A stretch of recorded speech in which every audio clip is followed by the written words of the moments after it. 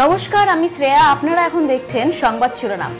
তৃণমূল মানেই দুর্নীতি আর ভ্রষ্টাচারের আঁতুড়ঘর মানেই তৃণমূল, এমনই আখ্যা করেছিল বিজেপি দলেরা। আজ সেই দলেই একের পর এক দুর্নীতির অভিযোগ আসছে। বিজেপির সাধারণ সম্পাদক জগন্নাথ চ্যাটার্জির বিরুদ্ধে কোটি কোটি টাকা দুর্নীতির অভিযোগ। সেই সমস্ত ডিটেলে আসবো, কিন্তু তার আগে বলি, আজকে বিকেলবেলা শিক্ষা দুর্নীতি মামলায় এসএসসি লিস্ট প্রকাশিত হবে ওয়েবসাইটে। সেই সংক্রান্ত তথ্য জানতে চোখ রাখতে হবে সংবাদ শিরোনামের পর্দায়। একসময় সাংবাদিকতা ছিল পেশা। প্রশ্ন করতেন, তদন্ত করতেন, দুর্নীতির বিরুদ্ধে আওয়াজ তুলতেন। সেই সাংবাদিকই আজ প্রশ্নের মুখে। বিজেপির রাজ্য সাধারণ সম্পাদক জগন্নাথ চট্টোপাধ্যায় পেশা বদলে রাজনীতিতে আসার পর মাত্র কয়েক বছরের মধ্যেই তার নামে উঠল কোটি কোটি টাকা দুর্নীতির অভিযোগ।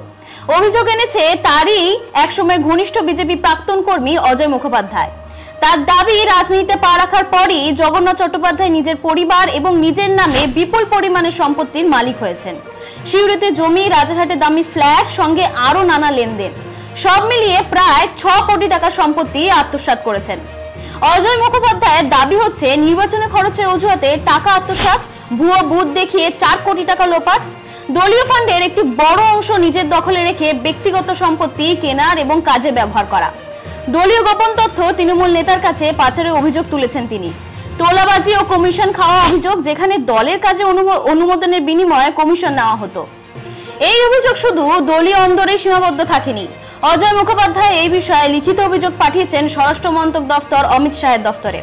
ইতিমধ্যে বিষয়টি পৌঁছেছে সিবিআই এবং ইডির নজরে। রাজ্যে সিআইডি অভিযোগ পাঠানো হয়েছে বলেই খবর। সারদা নারদা, তেমনি ভুয়ো শিক্ষা নিয়োগ থেকে শুরু করে গরু পাচার অবধি সমস্ত কিছুই দুর্নীতির তকমা লাগতো তৃণমূলের গায়ে। তেমনি আজকের একটু বাংলার চিত্রটা আলাদা।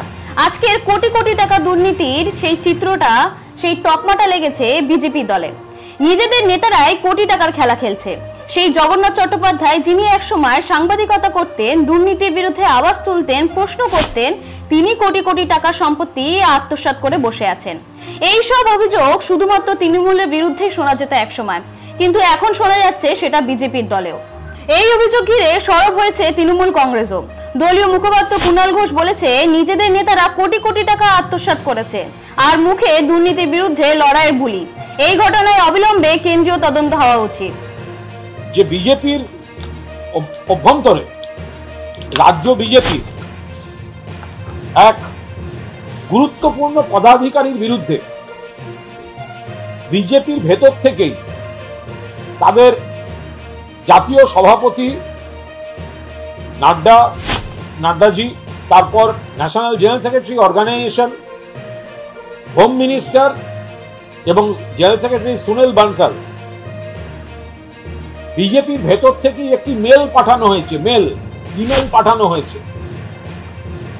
তাতে বলা হয়েছে যে 2023 থেকে মারাত্মক অভিযোগ, 2023 থেকে 2025 মাত্র এই অল্প সময়টার মধ্যে বিজেপির এক গুরুত্বপূর্ণ নেতা, পদাধিকারী, যিনি বিভিন্ন লোকের পদ দেয়া, টিকিট দেওয়ার সঙ্গে যুক্ত থাকেন, তিনি তার ঘনিষ্ঠ আত্মীয়দের নামে এই বিপুল সম্পত্তি তৈরি করেছেন।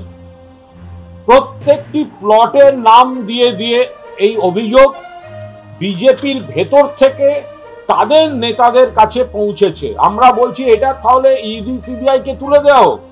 যদি আপনারা না দেন তাহলে আমি পৌঁছে দেবো, এটা ইডি সিবিআই এর হাতে তুলে দেবো।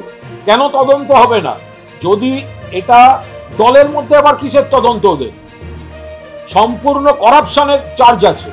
পশ্চিমবঙ্গের গুরুত্বপূর্ণ পদাধিকারী, তার এগেনস্টে চার্জ হচ্ছে যে তার ঘনিষ্ঠ আত্মীয়দের নামে, অর্থাৎ নিজের বেনামে এই সম্পত্তি কেনা হয়েছে। অধিকাংশ ক্ষেত্রে এই আত্মীয়দের এর আগের সম্পত্তির তালিকা দেখলেই বোঝা যাবে যে কি ছিল না আর কি বিপুল পরিমাণ হয়েছে।